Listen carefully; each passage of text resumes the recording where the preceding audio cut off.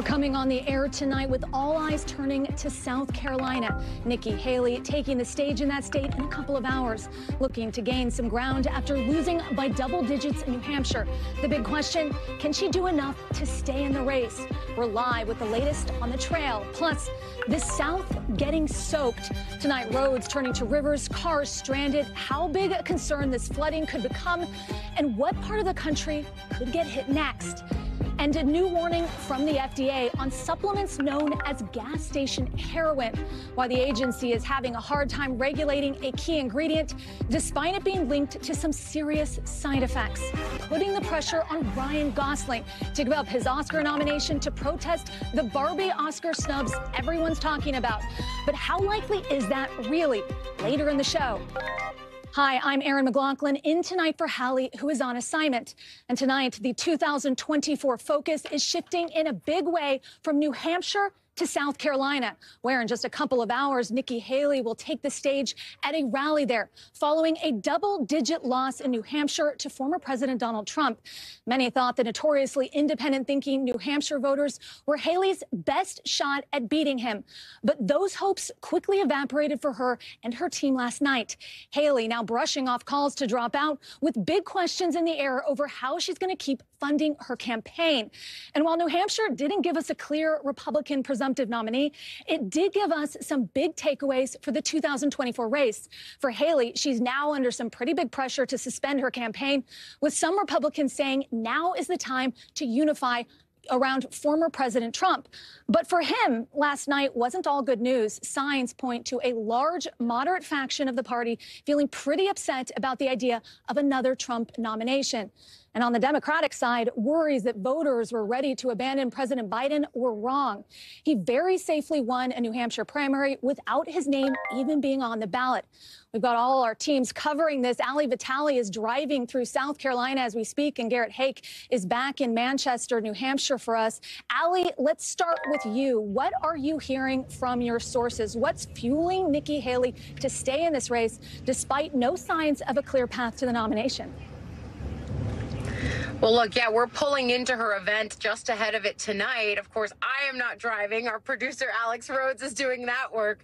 But what we are seeing here on the ground is more stepped up presence of Trump supporters outside of this event than we've ever seen before. I think that's probably indicative of what we're going to be seeing on the ground here over the course of this next stretch, because of the way that we saw the former president take on his now only rival as he wants to turn to the general election. But Haley is saying she's planning on staying in, providing a true alternative to the former president. And I think there's a few striking pieces to this. On the one hand, we saw her on stage last night in New Hampshire saying, hey, look, I voted for Trump twice. I like his policies. I just think we need someone who has less of the chaos and baggage that follows him. It was really an open arms invitation to join something akin to Trump, even if it wasn't voting for Trump himself. And then on the other hand, you're watching Nikki Haley run ads like this, and it really does speak to her strategy. Watch.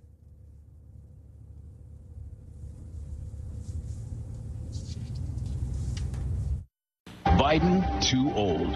Trump, too much chaos. A rematch no one wants. There's a better choice for a better America. Her story started right here. America's youngest governor, a conservative Republican. And boy, did she deliver. So Haley's team not just relying on the fact that she's a twice elected statewide official here. Of course, she was governor of the state of South Carolina, but then also going on the attack in those ads. And this is another sign that we're looking at as a sign that she's taking staying in the race seriously, Aaron. The idea that Haley's team has put $4 million into ads in the state of South Carolina. That's nothing to say of the extra air support that she's going to get from an outside PAC that's supporting her. It's clear they're taking this seriously, even as a lot of folks within the Republican Party think it's time for her to drop out and for the party to unify behind Trump. Yeah, talk about literally being on the road there, Ali. Now, being willing to stay in the race is one thing. Being able to stay in the race is another. Is it logistically and financially possible for her campaign to stay up and running at this point? Logistically, yes, so long as the answer to financially is also yes. And of course, that's why we're going to be watching very closely over the course of this next month, because a month in politics is an eternity. That's how long Hallie has until voters go to the polls here in what she calls her sweet state of South Carolina. But the convincing of donors piece is going to be really important, because for candidates, they can say they're staying in until the moment that they realize they can't do it anymore. Cash is the lifeblood of these campaigns, but the pressure on the ground could also be something that we're watching. Again, as I'm driving into this Hallie event, I am seeing a lot of Trump supporters with signs and flags. I think this could be indicative of something we see down the stretch. But yeah, the pitch to donors is going to be important. And frankly, it's what caught my attention in her remarks last night in New Hampshire. The fact that she was going so hard at the former president, jabbing him for senior moments, making mental fitness and age such a centerpiece of this closing phase of the campaign. That's something that I think a lot of donors who are not fans of Trump have been waiting to hear from someone, especially Hallie, as she tries to be the Trump alternative. The question is it too little too late? And has Trump been able to gain too much ground? Hallie Vitale, thank you. Now, Garrett, let's go to you. The former president told you he wasn't worried about bringing Hallie and her voters back into the fold, and then he got up on stage and trashed her. A big contrast to the more positive, uniting message we saw after Iowa. Why the sudden change in tone and tenor from the former president? Well, Aaron, it's a change in tone and tenor for the former president from the speech he gave in Iowa, but it's really a return to form for what we typically see from him on the campaign trail. For those of us who've been following Donald Trump for a long time, that's the way he normally campaigns. What we saw in Iowa, that speech about Republican unity and bringing the party together, that's actually the aberration. I think what you see from Trump right now is a great deal of frustration that he is 2-0 in this race, but he cannot seem to put Nikki Haley fully in his rearview mirror. And as Hallie was just sort of running into and describing her approach there, all the Trump supporters coming out to greet Nikki Haley, I think that's what we're going to see going forward from the Trump campaign. They want to try to make her campaign life as difficult as possible. That started on stage with Donald Trump last night to the degree that that was a strategic performance, and I think we can debate that, and it's going to continue through the next couple of weeks of this campaign. Yeah, and on that note, just how frustrated is the Trump campaign right now that Hallie is still in this race? Well, look, a Trump campaign source told me last night that they never really anticipated that Haley would get out last night. They do still think they'll probably be able to push her out of this race before they get to Super Tuesday, which has been her stated goal to stay in that long. And I think they understand that at the end of the day, the fundamentals are all in their favor here. They know the map looks better for them. They know that money looks better for them. And think even about that ad that Hallie just played. If Nikki Haley, the former governor of South Carolina, I need some sleep, who served 2 terms there, is having to run bio spots introducing herself to her own state at this stage of the game. Donald Trump's running negative ads almost exclusively in South Carolina, attacking her. They're just playing on very different levels right now. And I think the Trump campaign believes the weight of that will win out for them sooner rather than later. And with time and money being spent attacking Haley, it means that the focus is off President Biden? Yeah, I think at least for now. I mean, President Biden was on the trail today, effectively getting the endorsement of the UAW. The Trump campaign and Donald Trump himself haven't really been effectively responding to that. Even that one small moment, they've sort of been, tweeting about it, but you don't see the kind of fulsome, bracketing, complete response that you would see if we were in a for-real general election campaign right now, I think, Aaron. Garrett Hake, I hope you get some sleep. Thanks so much. Well, right now, 30 million people are under flood alerts thanks to a storm system creating quite a southern soaker. Rain pouring down, turning roads into rivers. You see here in San Antonio, Texas, a police car stranded after the officer got stuck while trying to block the road. Emergency crews also out rescuing other stranded cars throughout the state. More rain will sweep through Missouri and Louisiana tonight as people prepare for up to a foot of rain in some places, making the chances of flooding that much more likely. Let's go to meteorologist Bill Cairns. Now, Bill, this flash flood threat is a big concern with the southern storm, and there's also a slight flooding risk as well there. Yeah, we were mostly concerned with flooding. It's the #1 killer in the country as far as weather goes, more than tornadoes, more than hurricanes. And that's the concern, is what's going to happen. Are we going to get roads washed out? Are we going to have any flash flood emergencies where water is going to be in towns? Up to this point, we've had flash flooding, but it hasn't been, into a lot of homes. We haven't seen a lot of extreme damage. So here's the map that shows where the flash flood watches are, everywhere in green. We're worried about ice jam stuff, actually, in areas of Illinois. We'll have to worry about a little bit of snowmelt and rain throughout the northern Appalachians. So same thing with south of Buffalo and a little bit there in Rhode Island with ice jam concerns. But it's in this area here where you see this maroon. That's where we have current flash flood warnings. This is where it's been pouring all day long. Greatest concern is southern Mississippi and areas of eastern Louisiana. And you notice New Orleans and all areas around Lake Pontchartrain are under flash flood warnings now. And that's where the heaviest rain continues. So the white shows you the lightning strikes. So we've had this line of thunderstorms that's been moving very slowly. But after that line of thunderstorms went through, it's still pouring behind it. So it's like you get the downpours with the thunderstorms, the ground saturated, and then it just continues the rain after that. And that's where you get the flash flooding concerns. Let's take a closer look at the New Orleans area. You are under a flash flood warning, but as of now, most of the rain has been just to the west of New Orleans. Right downtown is just fine. Slidell's been having heavy rain. Northern portions here along I-12 towards Hammond have been getting soaked too. So this area is where the flash flood threat is right now, not in downtown. And then into the Houston area, anytime you get rush hour in Houston combined with very heavy rain, if you've driven around Houston, you know the water, it takes a long time to get out of the way. We have heavy rain right now right over the top of the city. So we'll track that and see how long that lasts if we get any flash flood warnings. Additional rainfall everywhere you see the orange and the reds, that's another 2 to 3 on top of what we've already got. So that's the big concern, is what's going to happen tonight with this additional rain. And there's more weather on the way for the Northeast as well. Yeah, so we have this storm, and then we have one behind it for Saturday, Sunday. So if you have weekend plans, Saturday looks like another soaking wet weather day throughout the Southeast. We're not worried too much about severe weather with this storm system. It looks like just the flash flood threat, the flooding threat. This will include Atlanta once again and Mississippi. There may be just enough cold air in place that when this gets up into the Northeast on Sunday into Sunday night, we could get some heavy, wet snow out of it. Some areas will be all rain, some will be snow. So let me give you an example. So we have 2 long-range computer models that we rely on most heavily. One is the European, which tends to be the most accurate, and then our American GFS model. So here's the European model, and I'm not putting snow amounts on it yet, but this is showing, light, moderate, and heavy. So the moderate's blue, the heavy's purple. You notice it's saying there's a chance of a pretty decent snowstorm, especially Sunday night into Monday for, central, southern portions of New England, the Catskills, the Poconos, into areas of Pennsylvania. But our American GFS model for the exact same time period doesn't show much, if anything, throughout the region. It's mostly just light snow. So we know there's going to be a storm. The question is, will it be cold enough for snow or not? We'll pinpoint that as we get closer to the weekend. We'll have to wait and see. Bill Cairns, thanks so much. Boeing CEO addressing worried flyers today, saying he still has faith in his company's planes after a series of recent scary incidents. You see Dave Calhoun here on Capitol Hill today, meeting with senators who want to know what's going on and how to keep passengers safe. We have confidence in the safety of our airplanes, and that's what all of this is about. And we fully understand the gravity. Those meetings happening ahead of Boeing pausing production for a day tomorrow, so the team that works on its 737 planes can go to workshops focused on quality. This all coming after this incident on an Alaskan Airlines flight where a door plug panel came off midair. And as we're hearing more about another Boeing-related incident after a Delta flight that lost its nose wheel while getting ready for takeoff out of Atlanta. In a statement, Delta says the piece came loose and they had to get all the passengers and their stuff out of the plane and put them on a different one. Now, Ryan Nobles joins me now. Ryan, Calhoun called the meeting today productive, and we're just hearing from Senator Cantwell.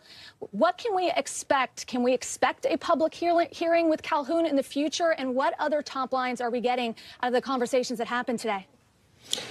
The answer to your question is yes, Aaron. We talked to Senator Cantwell, who's the chair of the Commerce Committee, which would be the leading investigatory body that has oversight into aviation issues in the United States. She met with Calhoun today. She was among a group of senators that met with him privately today. And coming out of that meeting, she told us that she does expect to hold a hearing with Calhoun and to do so in the very near future. One of the things the committee is waiting to find out is how long it's going to take for the NTSB to conduct their investigation into into this incident with Boeing and Alaska Airlines. We do know that NTSB investigators plan to be at Boeing's plant later this week on Friday. But Cantwell told us that if it's a 6-month situation, if it's going to take NTSB 6 months to complete their investigation, they'll hold their hearing much sooner. If it's a shorter period of time, they'll bring Calhoun in and ask him some tough questions right away.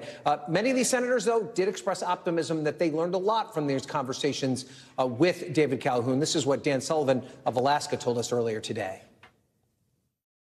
Boeing CEO says he takes full responsibility for this and assured me that this is the most important issue, which I press him on: safety. Aviation safety can't be reactive. It needs to be proactive, and that is why we need to get this darn FAA reauthorization done. And so that's part of the message that we heard from a lot of senators today, that we've gotten lucky with these incidents that we talked about today. Even though they were scary, seeing a door fly off of a plane while it is in flight is not anything anyone wants to experience, but there was no loss of life. That was really by accident, just by luck. The senators pressed upon the CEO today that they need to be more prepared to catch these incidents before these planes get in the air, Aaron. Yeah, and on that note, we heard from Alaska Airlines CEO yesterday saying he's angry at Boeing. I want to play some of his conversation with Tom Costello. It makes you mad. Tom, it makes you mad that we're finding issues like that on brand new airplanes. This is an issue that is unacceptable out of the factory. So we've got all these people involved now in the aftermath of this incident: the FAA, the NTSB, lawmakers. Boeing's had all these issues for years now, and no changes seemingly have been made. Where does this go from here? I mean, there's no doubt that Calhoun, the CEO, is under an immense amount of scrutiny right now, Aaron, and that's part of why he was so transparent with lawmakers today. And Senator Jerry Moran, who's also a member of the Commerce Committee and was among the senators that met with him today, was specifically pressed on whether or not he has confidence in Calhoun, and he really punted on that answer. He said this is something for the board of directors of Boeing to take up. They're the ones that have control over whether or not Calhoun stays in his position. But what Moran said specifically is that the board of directors is going to have to make sure that he follows through on these promises that he is making in terms of changes to the way Boeing conducts business. If that doesn't happen, then there's certainly going to be more questions about his leadership going forward. Aaron. Ryan, thank you so much. Now, conflicting claims tonight over what caused the crash of a Russian military plane and who or what was on board. You see here, video appears to show the plane plummeting to the ground, exploding into a ball of fire. It happened in the Belgorod region along the Ukrainian border. Now, Russia is saying Ukraine shot down the plane and that the crash killed everyone on board, including 65 Ukrainian prisoners of war who Russia says were part of a planned prisoner exchange. NBC News cannot independently verify those claims. Ukraine saying in a statement that they don't have reliable information about who exactly was on board the plane, but they say there was supposed to be a prisoner exchange. It didn't happen. And if there were POWs on this flight, Russia did not take necessary precautions to guarantee their safety. Matt Bodner is joining us now. Now, Matt, walk us through that point with Ukraine accusing Russia of not guaranteeing the safety of POWs because Ukraine says it upheld its side of the agreement in the prisoner exchange? Thanks, Aaron. Well, it's a great question. There's obviously a lot up in the air about this case right now. But I think what the Ukrainians really are talking about is this notion that, yes, everyone today was expecting a prisoner exchange of some sort. They've both alluded to this publicly. But one of the key points this morning that came out was that the Ukrainians were not told specifically about the mode of transport that these prisoners would be taking. There is, of course, an active war going on in the region. I know that this plane was downed on the Russian side, so they might claim that there is no war going on there. But, there is conflict. Ukraine is pretty regularly at this point shooting down Russian aircraft in the region. More often that's happening over Ukrainian airspace. But, they have this capability. But they're saying that they did not have any of the information. The Russians basically didn't give them any information they needed to avoid shooting down an aircraft of this type, again, in a war zone. And I do want to point out that President Zelensky, just within the last hour or so, has come out and made some remarks on this, not leaning into the idea, to the question of whether or not there were prisoners aboard. The Ukrainians are still trying to identify, trying to figure that out themselves. But the Ukrainians are saying, don't take the Russians' word for it. We have to do an international investigation. But it's clear that the Russians are trying to play games with our heads, with the heads of the loved ones, and that, you know, this question does need to be answered. So not a lot of detail, but that's kind of what the mechanics between the two of them look like right now. I think the obvious implication of what Zelensky is getting at there is that the Russians may have somehow allowed the plane to be shot down, or something else might be going on here. But I think that kind of underscores a lack of trust, obviously, between the two sides. And this is in Russian territory, so the NTSB is not going to be able to get to the crash site. So it's going to be one of those things that we don't know what we're going to know when we're going to know it, but something is going on here. Yeah, and the fact of the matter is we may never know for sure. So next month marks 2 years since the war started. Where does this conflict stand, and what might this incident mean for the war going forward? Great question, big question. I think the easiest way to really get into that at this point is, you know, 2 years into the war, it is still very much an active thing. I think there's a lot going on in the world right now. Attention has gone elsewhere, to Israel, to the United States, for example. But Ukrainians every day are fighting for their land, for their freedom in Russia. Russia continues to pursue what it says are its war objectives. We've seen kind of no real meaningful suggestion from Russian leaders, from Putin on down, just in the past few weeks even, that they're really meaningfully are seeking some kind of ceasefire. So this is all the indications of something that's just going to keep going on. This incident is just one of several that we've seen in the past few weeks with Russian aircraft. Ukraine's capabilities are increasing, so too are Russia's. So it's a reminder this is not going away, Aaron. Matt Bodner, thank you for that reporting. Now, coming up, a new warning from the FDA over so-called gas station heroin. Why it's fairly easy to buy despite links to some serious side effects. Plus, manhunt for escaped inmates in Arkansas. What we know about their criminal histories after a break.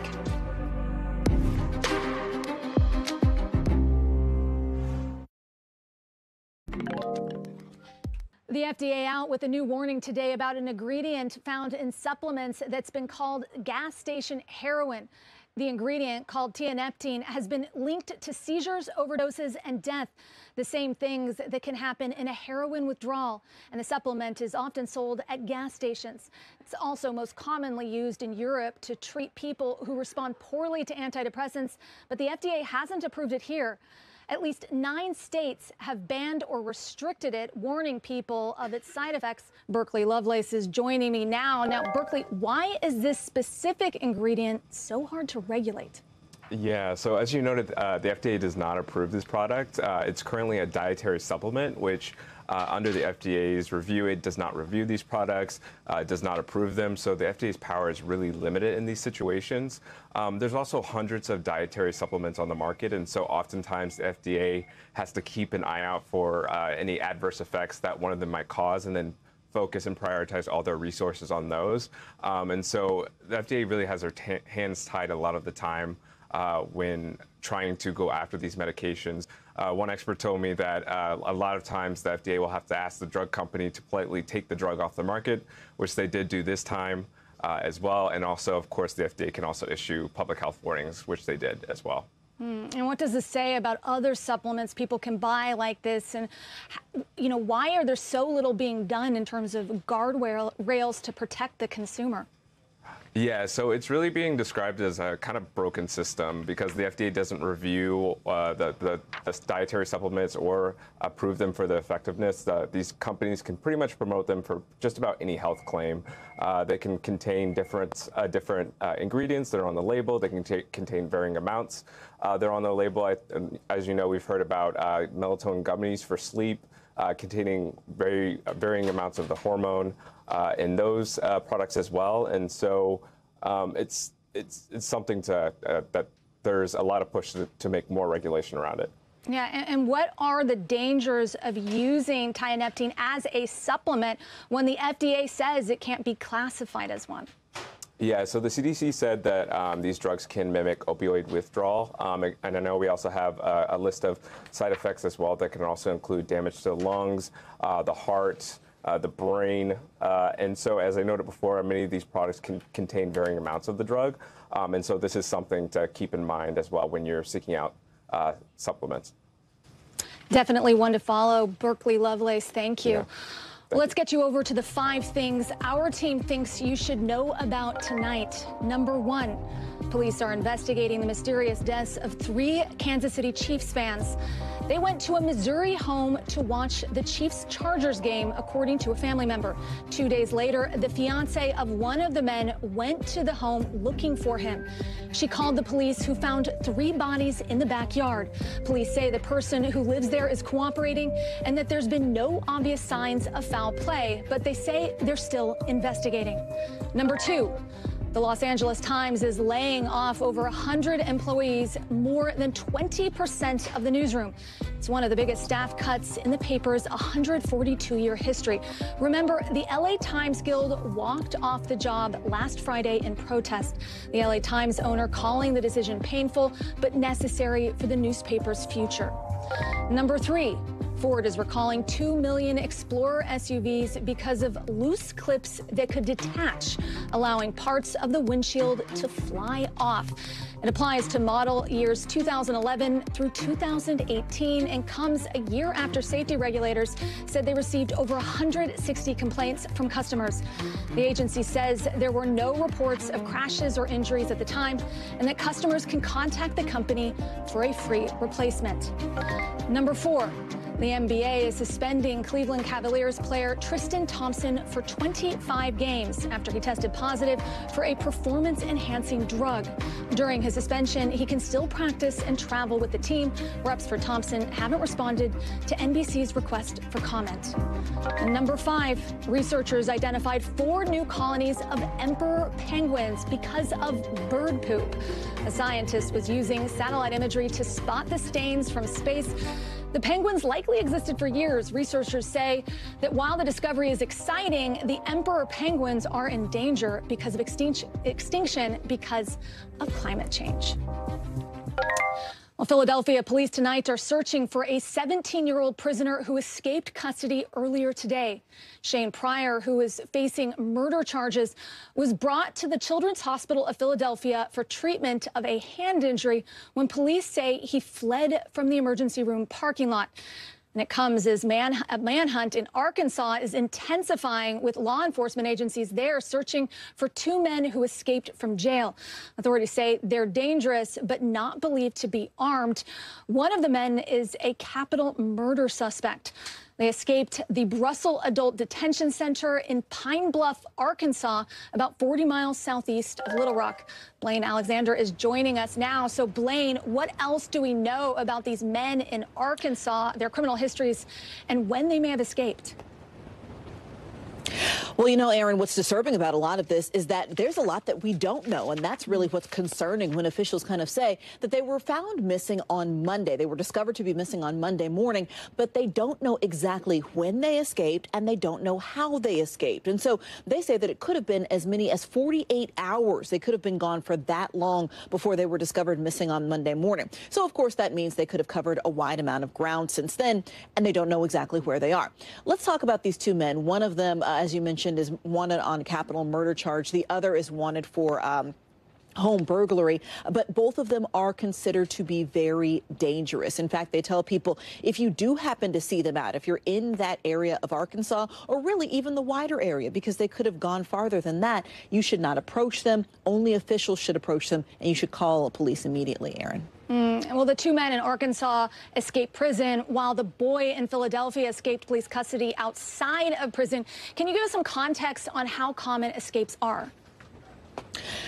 Yeah, disturbingly, it's actually more common than you might think, at least according to certain experts on this. They say that, these things do happen when you talk about county detention centers just around the country. In fact, I can even say from experience in the past year, I've covered at least 2 of these, not including this one. One of them was in Mississippi, and the sheriff there told me about deteriorating conditions and issues that they had with the jail that allowed for that escape to happen, or at least helped it happen more easily. So when you talk about something like this, specifically from county detention centers, it does happen more common than you might think. Aaron. Wow, that's fascinating. Blaine Alexander, thank you. When we come back, new arrests in a chaotic robbery in California where a suspect described as a 13-year-old allegedly crashed a car through a store. Look at that. Plus, why hopes for a ceasefire in Gaza are fading tonight. Stay with us.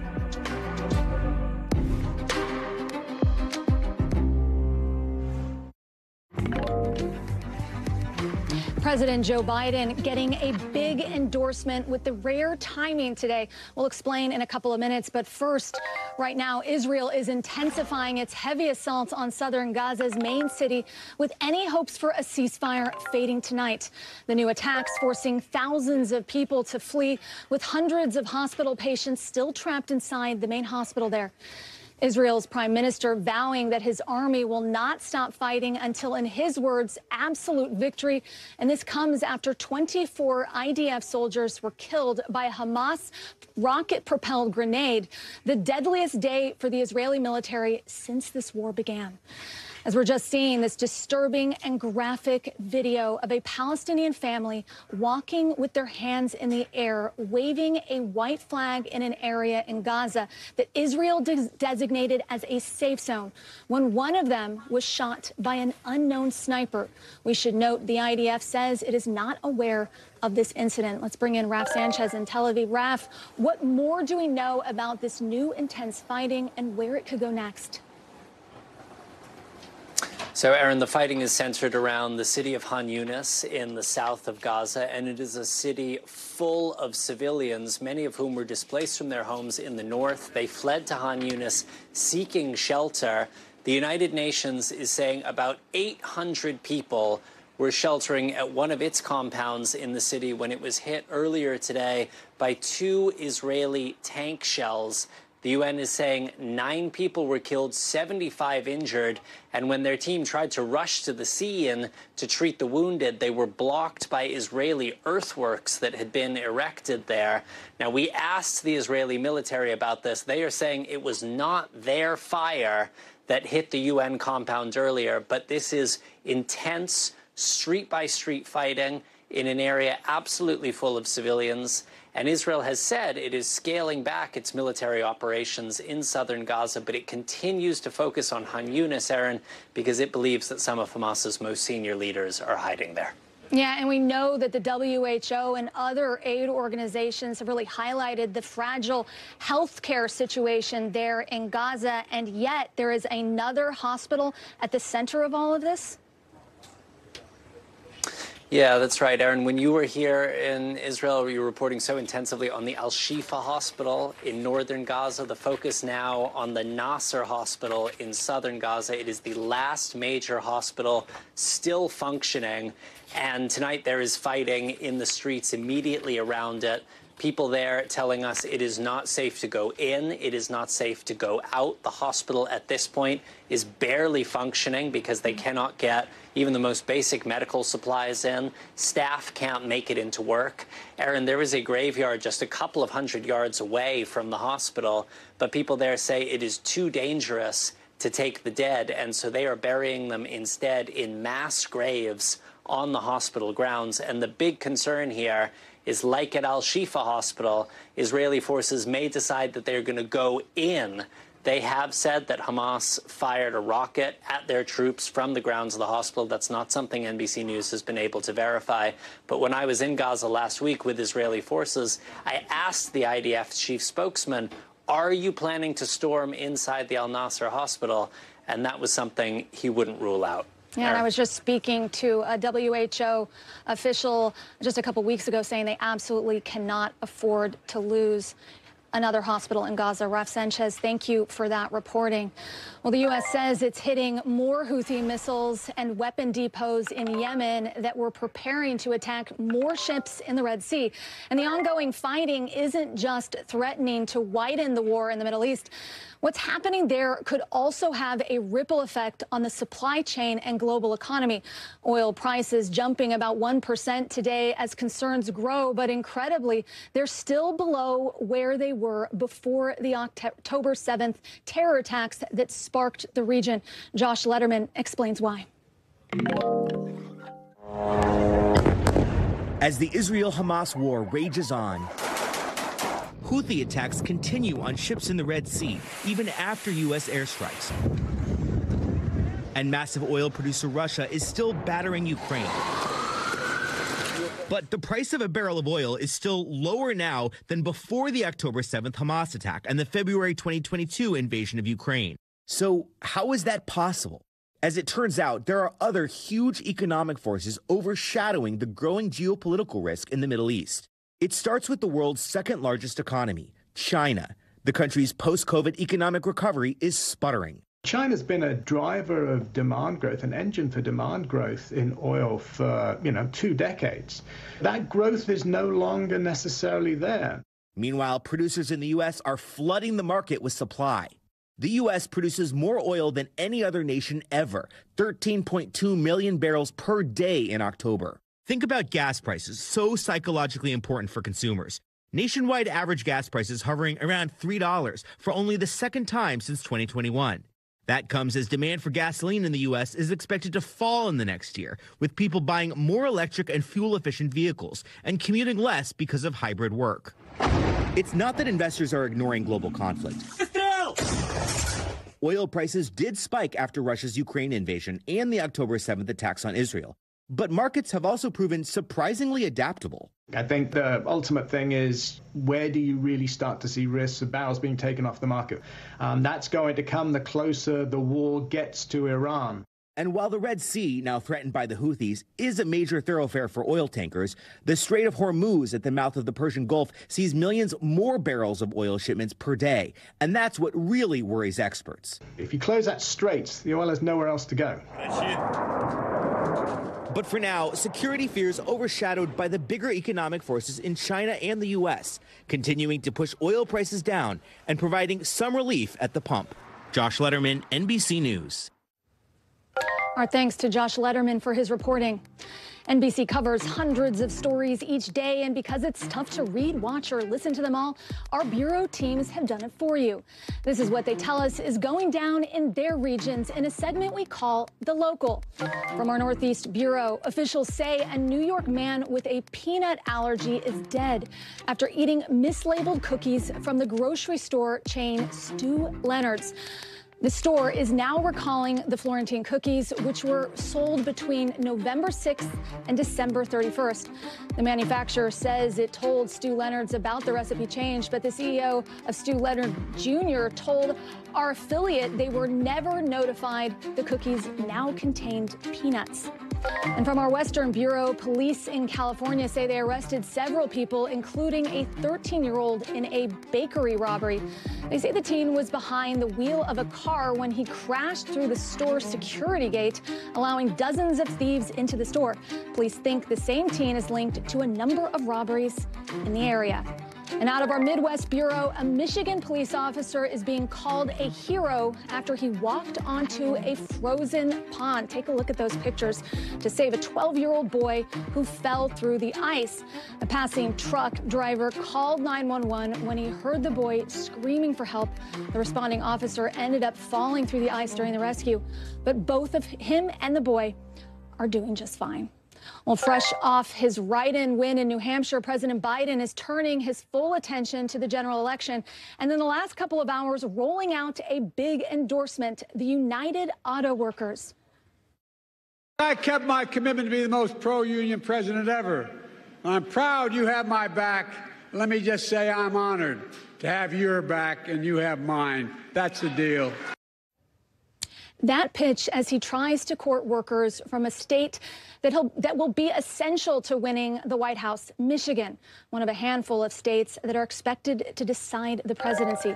Monica Alba is outside of the White House joining us now. Now, Monica, coming out of the UAW today is a clear signal from the president that he thinks this Republican primary is over, right? Exactly, Aaron. That was the message from the president's reelection campaign. And it's really something that he alluded to also in a statement overnight, which echoed those comments from his campaign manager that effectively former President Trump has all but locked up this nomination, and that really anything else that's going to play out here is to them a little bit of background noise, because they really view this already as a two-man race and a rematch, of course, of what we saw in 2020 now playing out again. And it was really clear today from that UAW endorsement, which is critical. This is something that the Biden campaign had been wanting for months, that it's something that President Biden really holds in a personal manner, because he always likes to refer to himself as the most pro-union president ever. Remember, he joined auto workers on the picket line last fall in Michigan when they were asking for cost of living increases and higher wages. So he was really warmly received by this group that does, by and large, support him. That is where he finds a lot of his support. But there was a brief interruption as well by some in the UAW who stood up, protested, and really made clear that they don't like President Biden's foreign policy when it comes to the Israel and Hamas war. So that was one moment that we saw that echoed what happened yesterday as well in Northern Virginia, and something the campaign expects to continue again, especially because we are now in that general election phase, Aaron. And it's really rare for the UAW to come out this early to endorse a candidate. We know President Biden stood with them on the picket line, the first president ever to do that. But some unions haven't been as full-throated for Biden as they did in 2020. What's going on there? That's right. And we have seen some of the major unions like the AFL-CIO back President Biden. There have been a handful of others as well, but some notable ones are still on the sidelines and making up their minds. For instance, the International Association of Firefighters, which is one that backed then candidate Biden really early last cycle. So one of the main reasons why they maybe aren't backing him yet is because there is this question of whether former President Trump does appeal to some in the working class, and specifically to some firefighters. So that's an open question of when that may happen. There are a couple other unions like the Teamsters and the American Postal Workers Union, which are also waiting to do their formal endorsements. But by and large, right now, President Biden is endorsing most of labor's support, because this is something he says he's doing with his record, and then they are supporting him in kind, they say, because of what the administration has done, and they want to see more of that, of course, continue with 4 more years, they say. Monica Alba, thank you. Tonight, fans are calling for Ryan Gosling to reject his Best Supporting Actor Oscar nomination for Barbie after lead actress Margot Robbie and director Greta Gerwig didn't get nominated. People taking to social media saying things like, and I'm quoting here, if he had any sense of honor, he would ask for his name to be removed, and he should pull a Julie Andrews and decline the nomination in solidarity. Gosling says in a statement that saying he's disappointed would be an understatement, adding, there is no Ken without Barbie, and there is no Barbie movie without Greta Gerwig and Margot Robbie.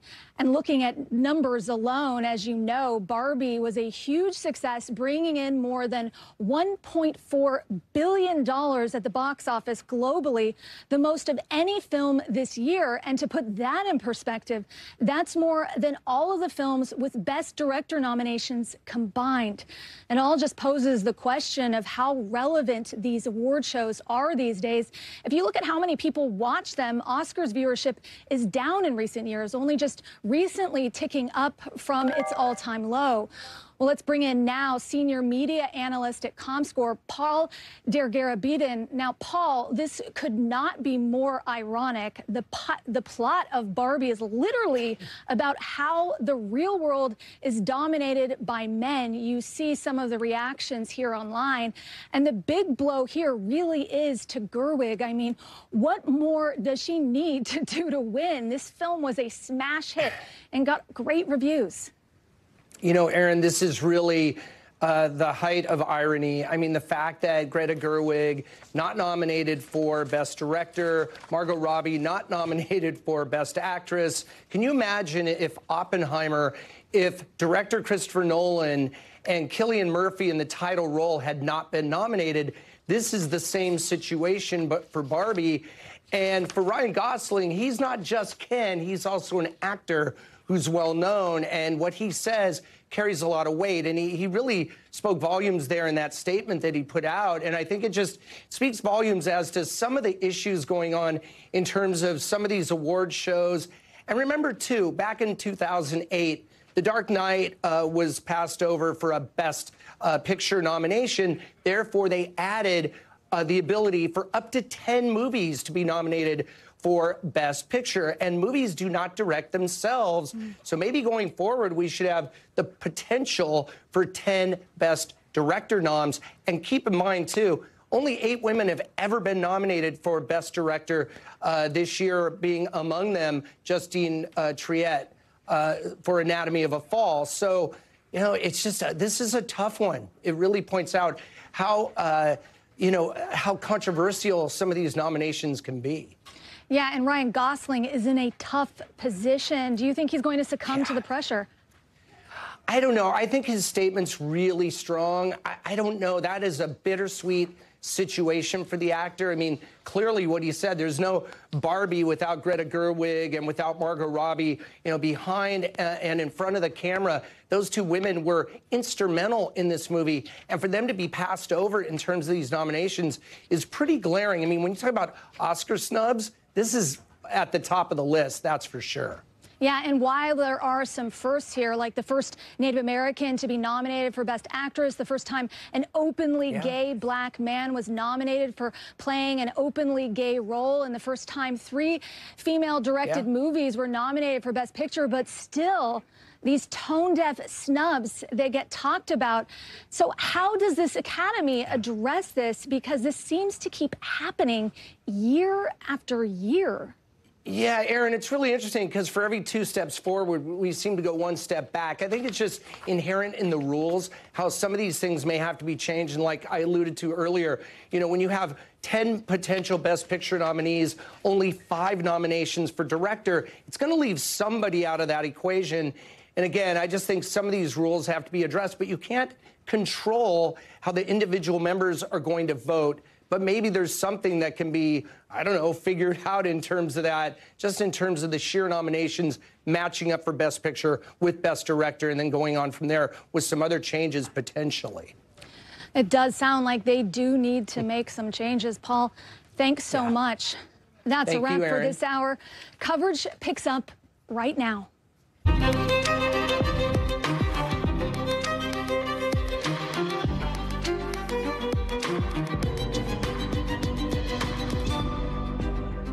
We're coming on the air tonight with all eyes turning to South Carolina. Nikki Haley taking the stage in the state in the next hour or so, looking to gain some ground after losing by double digits in New Hampshire. The big question, can she do enough to stay in the race? We're live with the latest on the trail. Plus, the South getting soaked. Tonight, roads turning to rivers, cars stranded.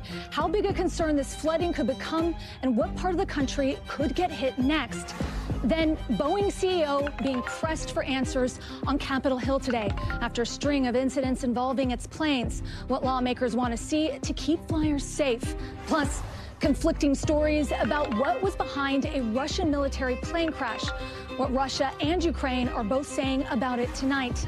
And a new warning from the FDA on supplements known as gas station heroin, why the agency is having a hard time regulating a key ingredient, despite it being linked to some serious side effects. Hi, I'm Erin McLaughlin, in tonight for Hallie, who is on assignment. And tonight, the 2024 focus is shifting in a big way from New Hampshire to South Carolina, where in just the next hour, Nikki Haley will take the stage at a rally there following a double-digit loss in New Hampshire to former President Donald Trump. Many thought the notoriously independent-thinking New Hampshire voters were Haley's best shot at beating him. But those hopes quickly evaporated for her and her team last night. Haley now brushing off calls to drop out with big questions hanging in the air over how she's going to keep funding her campaign.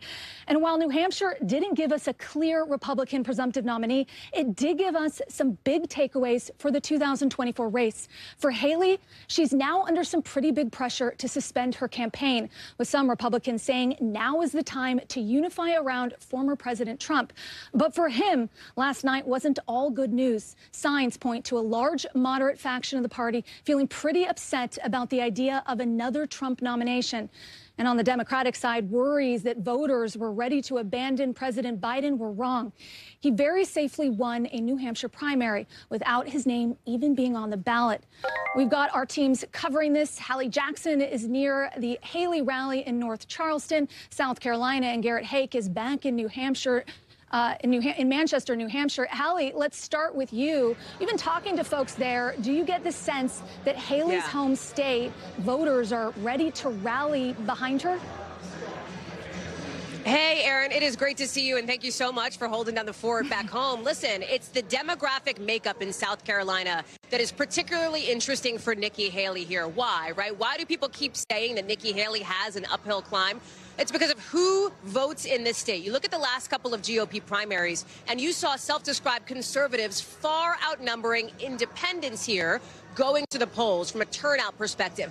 Now, remember, Nikki Haley did well with independents relatively in New Hampshire, and she still lost by double digits, right? So this is less friendly territory for her from that perspective, and that is why you are hearing so much discussion about South Carolina. What could it mean for her? And the potential that a loss here could be embarrassing for the former governor, somebody who, of course, lives here. This is her home state. That's one of the factors here. We have been out. Listen, I'll be totally transparent with you. We were in Manchester, New Hampshire this morning. We got to South Carolina late today. We've talked to a couple of folks. What's interesting here, I mean, listen, the primary is still 1 month away. It's not like it's tomorrow. It's not like it's next week. You are seeing the Haley campaign coming out with a couple of new ads just today as the campaign is making $1 million ad buy here in this state, trying to essentially burnish Haley's conservative credentials here, making the point in these ads that she's a conservative leader. That's obviously going to be the sales pitch here in South Carolina as the former president continues to attack her as not being Republican enough, among other attacks that he's unleashed, just a barrage of them over the course of the last 18 hours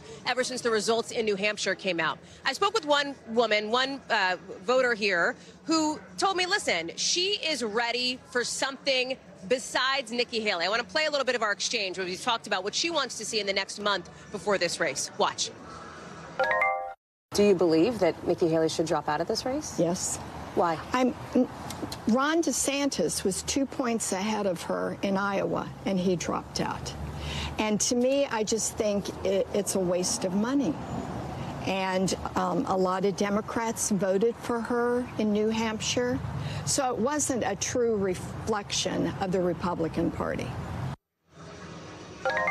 Now, listen, that said, this is all anecdotal, right? There are other voters here that our team has spoken with today who say, hey, they want to see Haley stay in that race. And she is committing, she says, to staying in the race through New Hampshire, looking ahead even to some of those Super Tuesday states, not to get too nerdy on the politics of it, but states where independents can go and vote in the primary, right? States like Massachusetts, Virginia, Vermont, those are some of the places that vote. That is not till early March, though, Aaron. So that's, listen, a long time between now and then. Aaron? Yeah, which begs the question, what is her campaign seeing that's telling them Haley should stay in this race?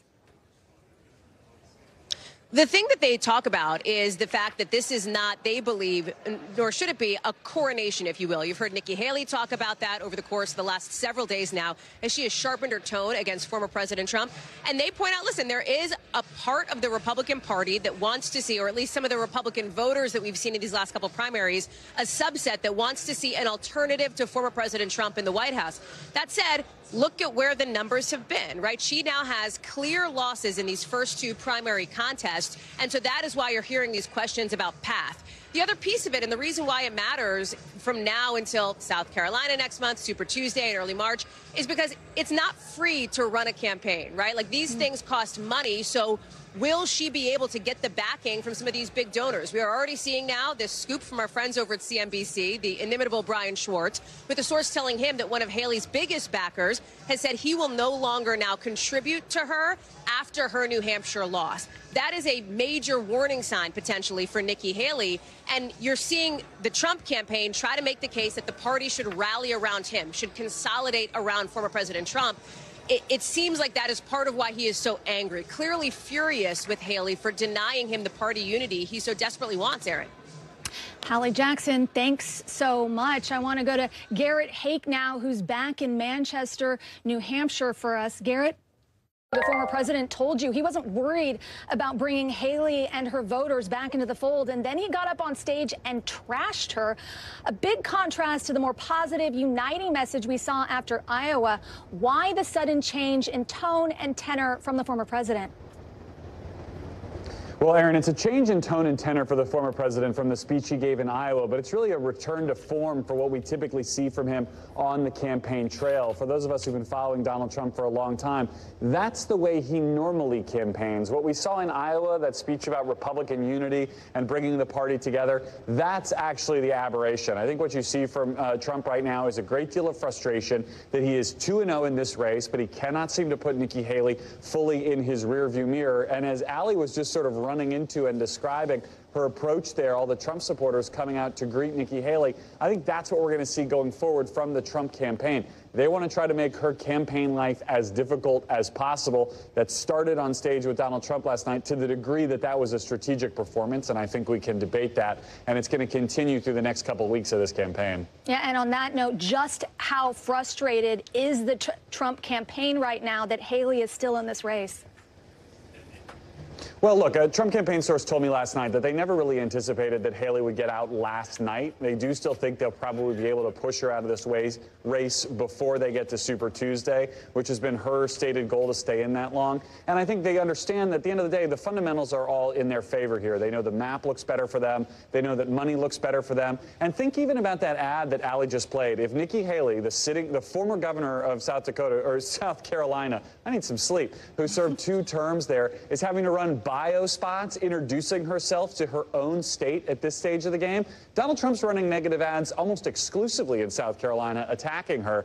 They're just playing on very different levels right now, and I think the Trump campaign believes the weight of that will win out for them sooner rather than later.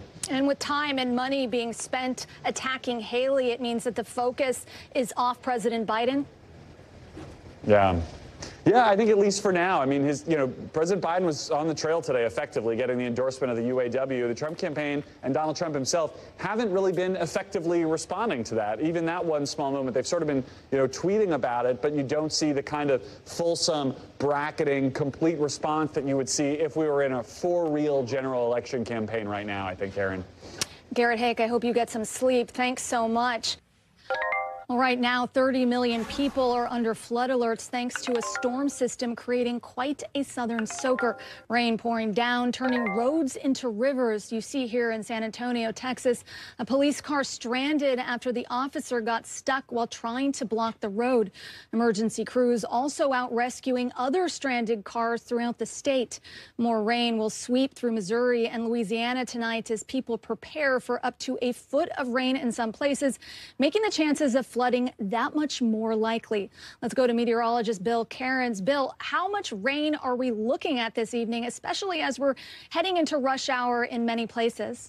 Yeah, we have a lot of problems, especially in areas of Louisiana. That's where we're having flash flood warnings that have been activated. You can see the New Orleans area here, and all the red is the maroon. Those are flash flood warnings. We even have a flash flood emergency right now, which is on the northern side of Lake Pontchartrain. That's in the Covington area and also in Manderville. That area, they're saying there's water starting to head towards the businesses and getting into the businesses. So, there's different levels. We have like flash flood advisories, which means some of the rivers are high. Then we have flash flood warnings, which mean the rivers are flooding. When we get flash flood emergencies, that's a life-threatening situation for the residents in those areas. They're telling everyone to get to higher ground. So that's occurring right now in areas around Covington again and also towards Manderville. That's just on the north side of the New Orleans area. We're also going to be watching later today. This will start to spread into areas of Alabama and also maybe northern portions of Georgia, too. So that's where we're going to continue to be dealing with the worst of it. You notice that you can see all the lightning strikes on this, too. That's where all the thunderstorms are, especially over areas of Mississippi and southern Alabama.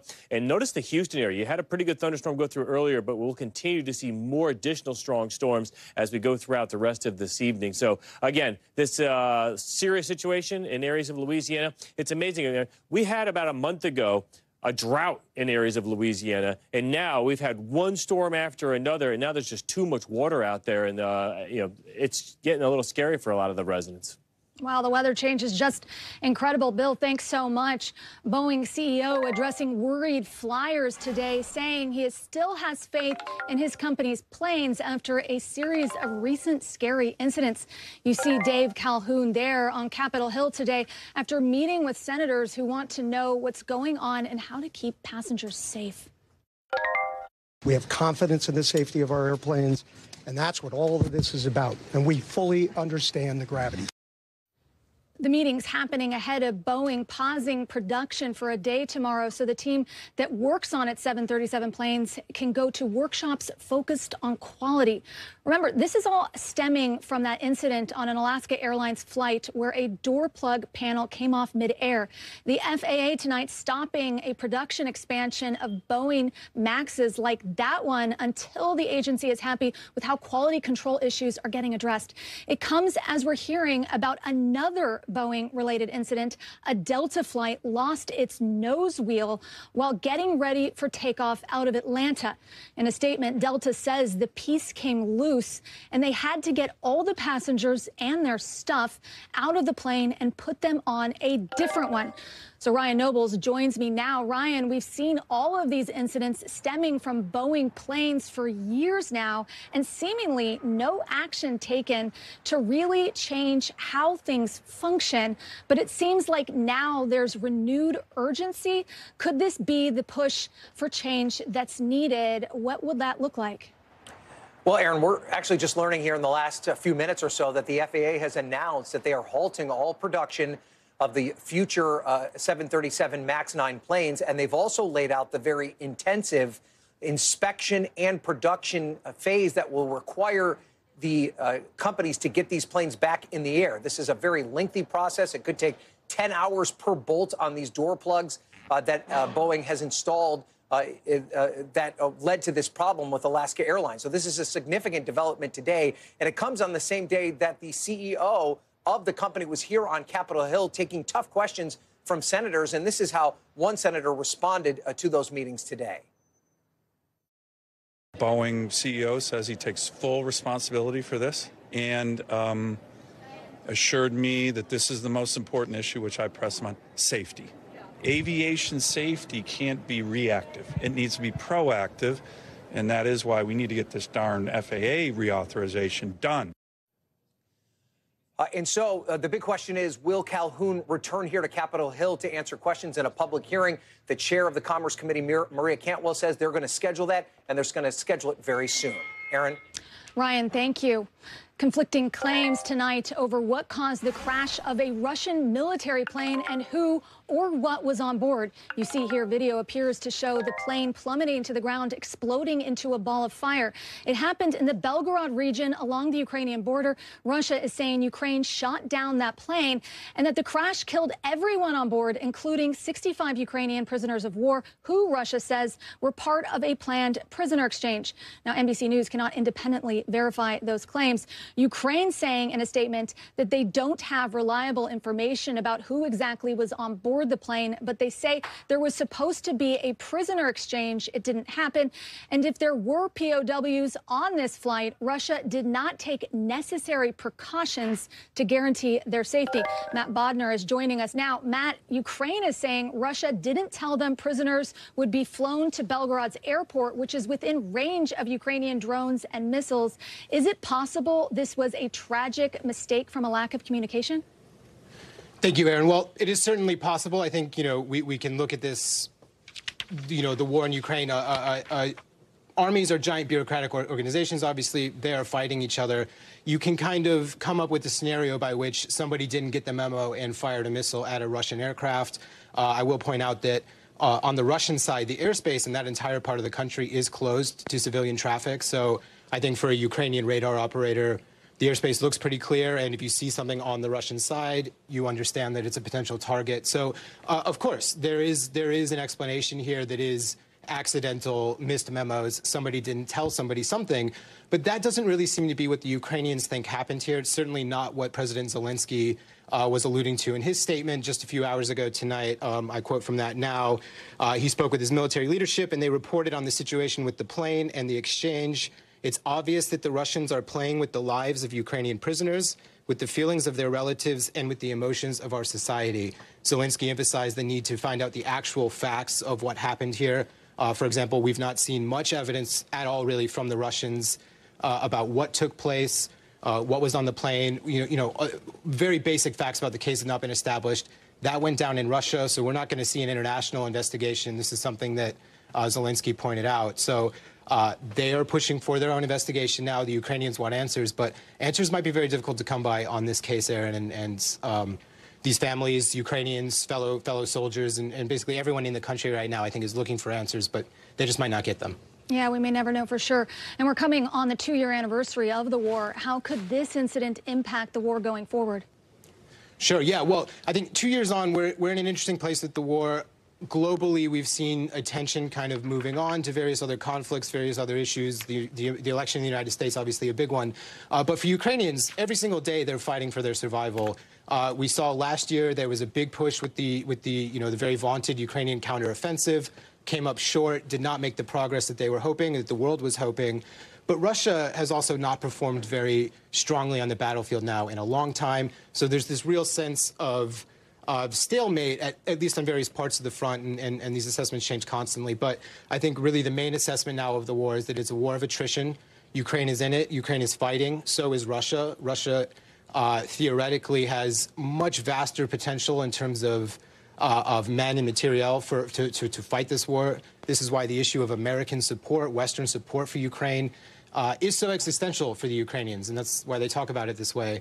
And if anything, I think that this incident that we've seen here today will kind of feed into these perceptions on the Ukrainian side of a continued need to fight. Obviously, if there's questions about did somebody on the Ukrainian side make mistakes, I think that could have an impact. But I think it's really important to remember, again, I would be surprised if at this point you find a Ukrainian whose life was not meaningfully impacted in a very negative way by this war. So it's hard to see that this kind of incident were the Ukrainian government at fault would really change that. But it's a very fluid situation. But I think at the end of the day, this is still going on 2 years later, Aaron. Yeah, that's right. No signs of this war slowing down at all 2 years in. Matt Bodner, thank you for that reporting. Coming up, a series of explosions in Mongolia, killing at least 6 people in the country's capital today. How officials say it happened later this hour. Plus, why new research says a rare fungal infection is popping up in an unexpected part of the country.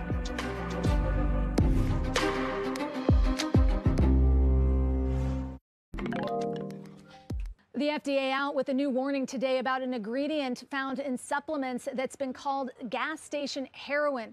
The ingredient, called tianeptine, has been linked to seizures, overdoses, and death, the same things that can happen in a heroin withdrawal. And the supplement is often sold at gas stations. It's also most commonly used in Europe to treat people who respond poorly to antidepressants, but the FDA hasn't approved it here.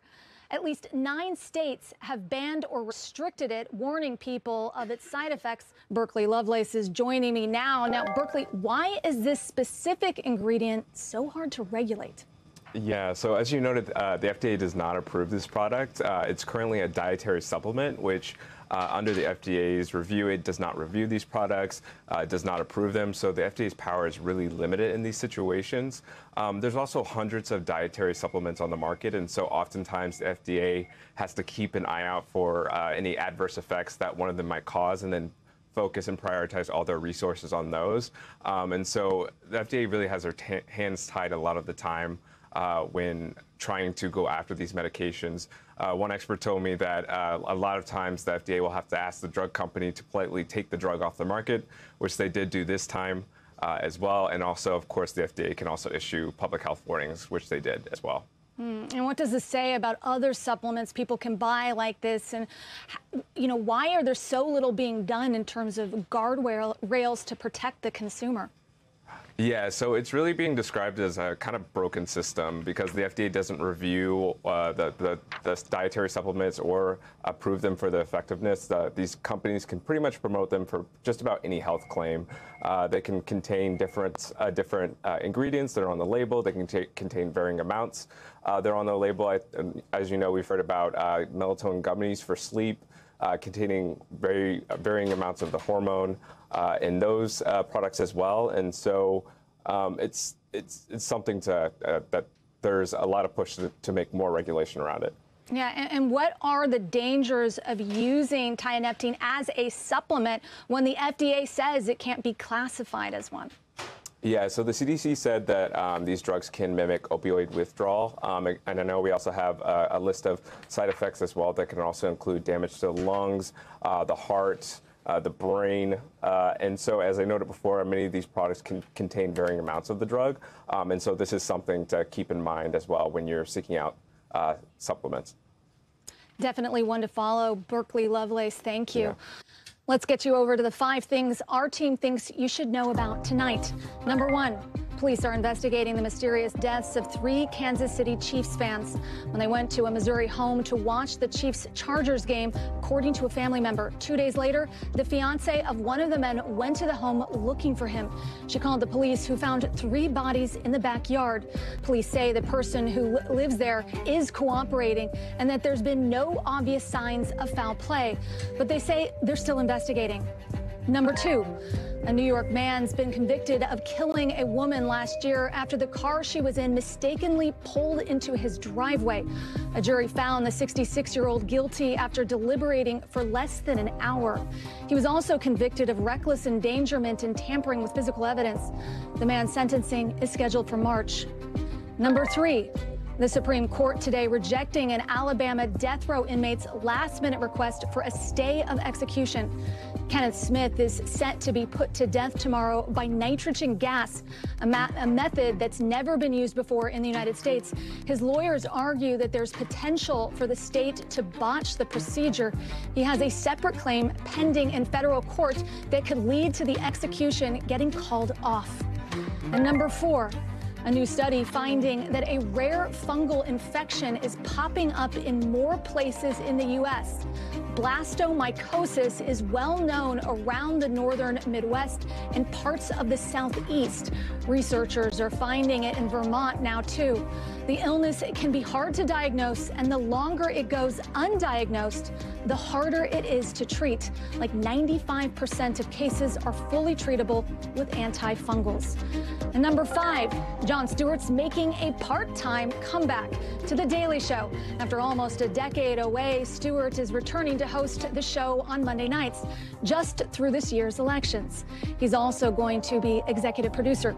Stewart previously hosted the program from 1996 to 2015. Well, Philadelphia police tonight are searching for a 17-year-old prisoner who escaped custody earlier today.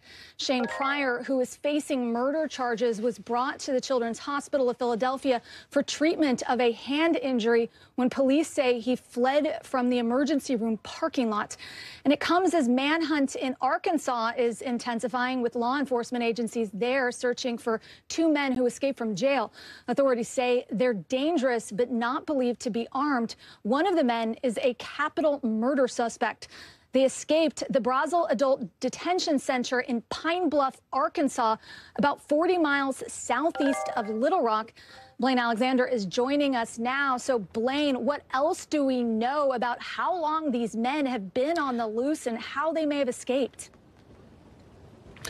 Well, Aaron, I think what's so disturbing is that we don't know the answers to either of those questions. And really, that's what officials are kind of putting out the warning about. One, officials say that they were discovered missing on Monday morning about 10:30 local time, but they don't know exactly when they escaped. It could have been as much as 2 days, 48 hours before they were actually discovered gone. So certainly they could have covered a lot of ground in that time. The other thing is they don't know how they escaped. They're looking into that as well. So here's what we do know about the 2 men. This was a detention center in Pine Bluff, Arkansas. It's about 40 miles or so outside of Little Rock. But again, these are 2 men, one of whom is wanted for capital murder, the other who is wanted for burglary in a home.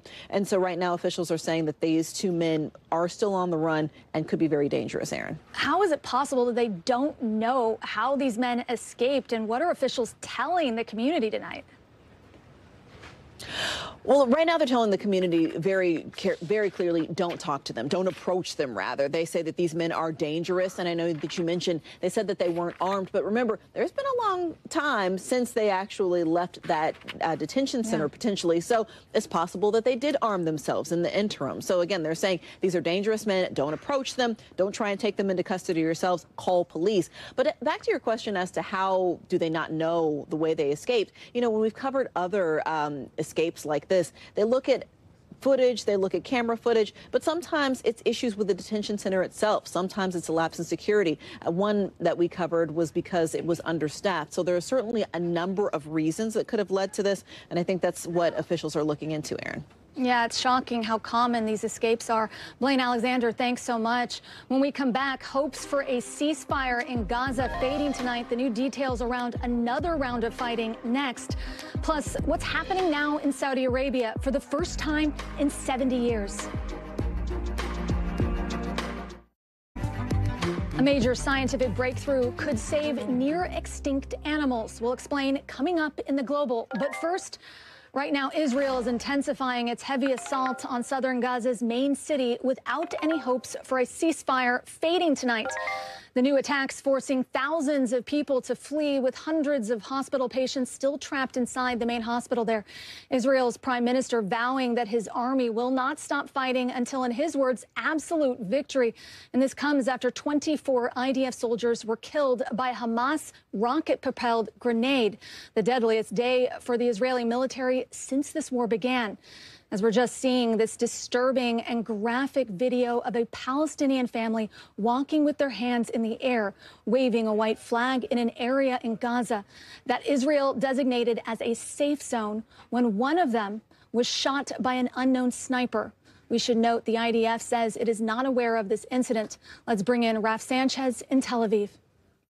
Raf, what more do we know about this new intense fighting and where it could go next?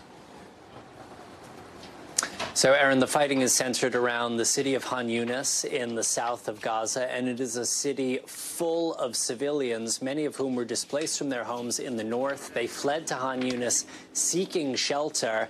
The United Nations is saying about 800 people were sheltering at one of its compounds in the city when it was hit earlier today by 2 Israeli tank shells.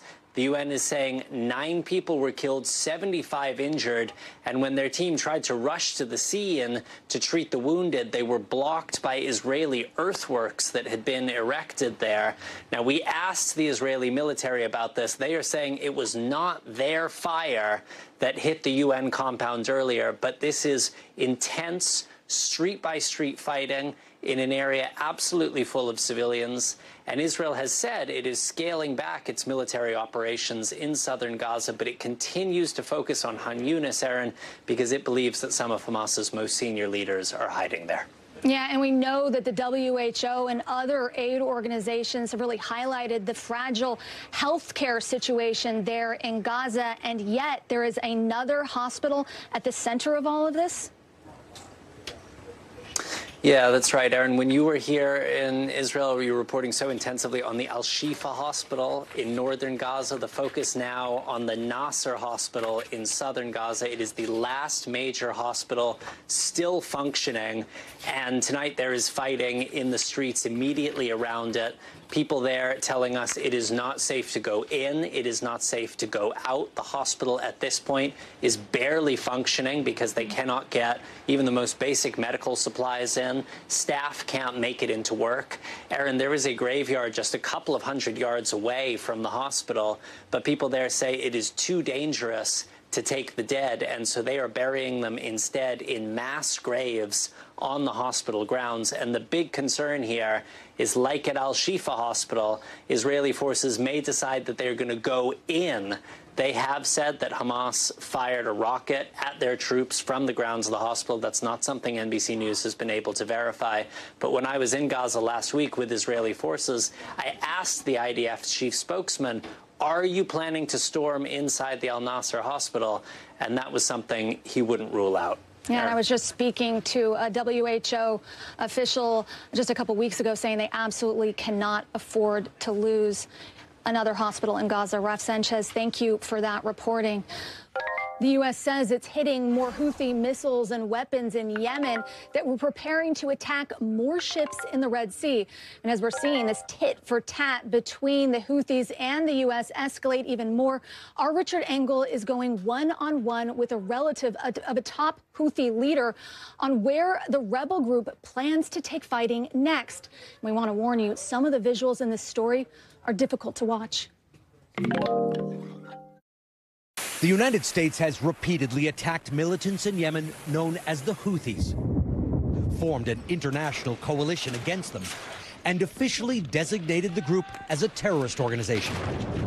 Yet the Houthis, who call themselves Ansar Allah, Arabic for followers of God, remain defiant, undeterred, even as President Biden promises more military strikes. If they continue to act and behave as they do, we'll respond. I spoke to Mohammed Ali al-Houthi, head of the Supreme Revolutionary Committee and a relative of the group's top leader. The Biden administration has designated your group, the Houthis, as a terrorist organization. What is your reaction to that? نحن نعتبر أن أمريكا هي الإرهاب بنفسه.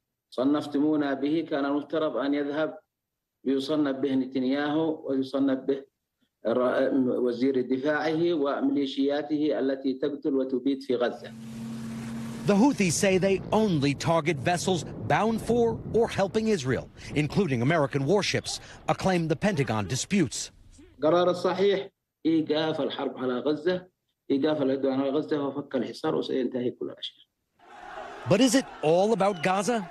The Houthis' march to power began a decade ago during the Arab Spring, as street revolutions challenged military-backed strongmen across the Middle East. The Houthis, at the time a small rebel group opposed to the Yemeni government, seized the moment. In a rapid advance, the followers of a branch of Shia Islam backed by Iran took control of northern Yemen and captured the capital, Sana'a. The old government still holds power in southern Yemen and is supported by Iran's arch foe, Saudi Arabia. For 9 years, Saudi Arabia led a war to overthrow the Houthis and restore the former government. The conflict led to one of the world's worst humanitarian catastrophes, with hundreds of thousands dead and famine ravaging the country. The warring sides agreed to a UN-brokered truce nearly 2 years ago. Then came October 7th, and Israel's devastating response in Gaza. The Houthis immediately declared their support for the Palestinians, justified Hamas's killings and hostage-taking, and began to attack ships in the Red Sea. They even fired drones and missiles directly at Israel. The attacks earned the Houthis the admiration of many in the Middle East and Islamic world, where support for the Palestinian cause runs deep. Huge crowds now gather in Sana'a to cheer for Gaza and denounce Israel and its American backer. And every time the U.S. carries out military strikes, the Houthis say they're being attacked for standing up to oppressors. Are you involved in any negotiations with the United States, direct or indirect, to try and get out of this crisis? والشعارات التي ترفعها الإدارة الأمريكية إدارة بايدن هي شعارات غير واقعية وغير صحيحة وتتعمد باستمرار على أن يكون هناك تصعيد لا نرى للسلام أي صورة من الصور الأمريكية ولكن نرى لها الحرب. The Houthis found a weak spot in the global economy in the Red Sea and a cause in Gaza. And together, they're elevating the group onto the world stage. Our thanks to Richard Engel for his reporting. NBC covers hundreds of other international stories each day, and because it's tough to read, watch, or listen to them all, our international teams have done it for you. Here are some things they're keeping an eye on in a segment we like to call The Global. In Mongolia, we're getting a look at eyewitness video of a huge gas explosion that killed at least 6 people in the country's capital. You can see a truck engulfed in fire moments before it erupts in a massive blast, spreading flames to nearby buildings. Nearly a dozen other people were hurt in the blast. In Saudi Arabia, 2 sources tell CNBC that the country's opened its first store with alcohol in decades. The government there hasn't confirmed this news yet. Alcohol has been banned there for more than 70 years. Not everyone can shop there, though. The store is apparently only allowed to serve alcohol to non-Muslim diplomats. And in Kenya, a new breakthrough in the effort to save the nearly extinct northern white rhino. Scientists managed to use in vitro fertilization to achieve pregnancy in a different but closely related rhino species. There are only 2 northern white rhinos left, both females, but if they can repeat the IVF process, scientists hope they can regrow that population. Well, fresh off his write-in win in New Hampshire, President Biden is turning his full attention to the general election. And in the last couple of hours, rolling out a big endorsement, the United Auto Workers. I kept my commitment to be the most pro-union president ever. I'm proud you have my back. Let me just say I'm honored to have your back and you have mine. That's the deal. That pitch as he tries to court workers from a state that'll be essential to winning the White House, Michigan, one of a handful of states that are expected to decide the presidency. Now, Monica, coming out of the UAW today is a clear signal from the president that he thinks this Republican primary is over, right? Exactly, Aaron. That was the message from the president's reelection campaign. And it's really something that he alluded to also in a statement overnight, which echoed those comments from his campaign manager that effectively former President Trump has all but locked up this nomination, and that really anything else that's going to play out here is to them a little bit of background noise, because they really view this already as a 2-man race and a rematch, of course, of what we saw in 2020 now playing out again. And it was really clear today from that UAW endorsement, which is critical. This is something that the Biden campaign had been wanting for months, that it's something that President Biden really holds in a personal manner, because he always likes to refer to himself as the most pro-union president ever. Remember, he joined auto workers on the picket line last fall in Michigan when they were asking for cost of living increases and higher wages. So he was really warmly received by this group that does, by and large, support him. That is where he finds a lot of his support. But there was a brief interruption as well by some in the UAW who stood up, protested, and really made clear that they don't like President Biden's foreign policy when it comes to the Israel and Hamas war. So that was one moment that we saw that echoed what happened yesterday as well in Northern Virginia, and something the campaign expects to continue again, especially because we are now in that general election phase, Aaron. And it's really rare for the UAW to come out this early to endorse a candidate. We know President Biden stood with them on the picket line, the first president ever to do that. But some unions haven't been as full-throated for Biden as they did in 2020. What's going on there?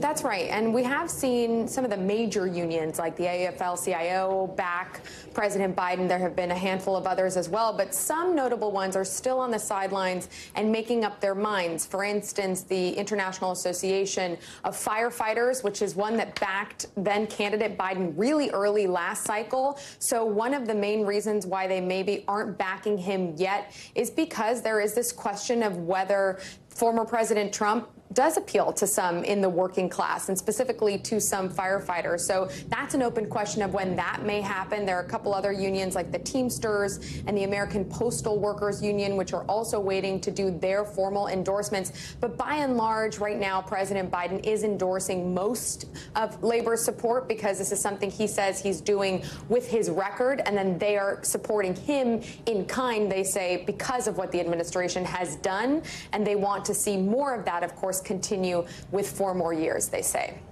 Monica Alba, thank you. Tonight, fans are calling for Ryan Gosling to reject his Best Supporting Actor Oscar nomination for Barbie after lead actress Margot Robbie and director Greta Gerwig didn't get nominated. People taking to social media saying things like, and I'm quoting here, if he had any sense of honor, he would ask for his name to be removed, and he should pull a Julie Andrews and decline the nomination in solidarity. Gosling says in a statement that saying he's disappointed would be an understatement, adding there is no Ken without Barbie, and there is no Barbie movie without Greta Gerwig and Margot Robbie. And looking at numbers alone, as you know, Barbie was a huge success, bringing in more than $1.4 billion at the box office globally, the most of any film this year. And to put that in perspective, that's more than all of the films with Best Director nominations combined. It all just poses the question of how relevant these award shows are these days. If you look at how many people watch them, Oscars viewership is down in recent years, only just recently ticking up from its all-time low. Well, let's bring in now senior media analyst at ComScore, Paul Dergarabedin. Now, Paul, this could not be more ironic. The plot of Barbie is literally about how the real world is dominated by men. You see some of the reactions here online, and the big blow here really is to Gerwig. I mean, what more does she need to do to win? This film was a smash hit and got great reviews. You know, Aaron, this is really the height of irony. I mean, the fact that Greta Gerwig not nominated for Best Director, Margot Robbie not nominated for Best Actress. Can you imagine if Oppenheimer, if director Christopher Nolan and Cillian Murphy in the title role had not been nominated? This is the same situation, but for Barbie. And for Ryan Gosling, he's not just Ken, he's also an actor who's well known, and what he says carries a lot of weight. And he really spoke volumes there in that statement that he put out. And I think it just speaks volumes as to some of the issues going on in terms of some of these award shows. And remember, too, back in 2008, The Dark Knight was passed over for a Best Picture nomination. Therefore, they added the ability for up to 10 movies to be nominated for Best Picture. And movies do not direct themselves. So maybe going forward, we should have the potential for 10 Best Director noms. And keep in mind, too, only 8 women have ever been nominated for Best Director this year, being among them Justine Triet for Anatomy of a Fall. So, you know, it's just, this is a tough one. It really points out how, you know, how controversial some of these nominations can be. Yeah, and Ryan Gosling is in a tough position. Do you think he's going to succumb to the pressure? I don't know. I think his statement's really strong. I don't know. That is a bittersweet situation for the actor. I mean, clearly what he said, there's no Barbie without Greta Gerwig and without Margot Robbie, you know, behind and in front of the camera. Those two women were instrumental in this movie. And for them to be passed over in terms of these nominations is pretty glaring. I mean, when you talk about Oscar snubs, this is at the top of the list, that's for sure. Yeah, and while there are some firsts here, like the first Native American to be nominated for Best Actress, the first time an openly gay black man was nominated for playing an openly gay role, and the first time 3 female-directed movies were nominated for Best Picture, but still, these tone-deaf snubs, they get talked about. So how does this Academy address this? Because this seems to keep happening year after year. Yeah, Aaron, it's really interesting because for every 2 steps forward, we seem to go 1 step back. I think it's just inherent in the rules how some of these things may have to be changed. And like I alluded to earlier, you know, when you have 10 potential Best Picture nominees, only 5 nominations for director, it's going to leave somebody out of that equation. And again, I just think some of these rules have to be addressed, but you can't control how the individual members are going to vote. But maybe there's something that can be, I don't know, figured out in terms of that, just in terms of the sheer nominations matching up for Best Picture with Best Director and then going on from there with some other changes potentially. It does sound like they do need to make some changes. Paul, thanks so much. That's a wrap for this hour. Coverage picks up right now.